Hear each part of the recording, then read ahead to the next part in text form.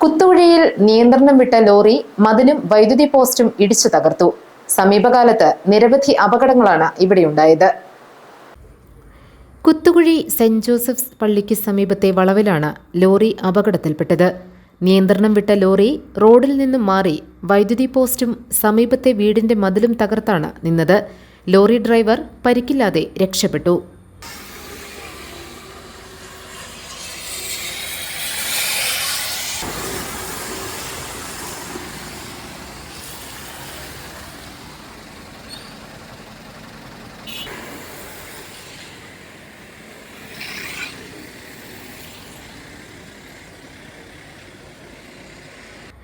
ഈ ഭാഗത്ത് സമീപകാലത്ത് നിരവധി അപകടങ്ങളാണുണ്ടായത്. റോഡിൽ ടയറുകൾ തെന്നിയതാണ് പല അപകടങ്ങൾക്കും കാരണം.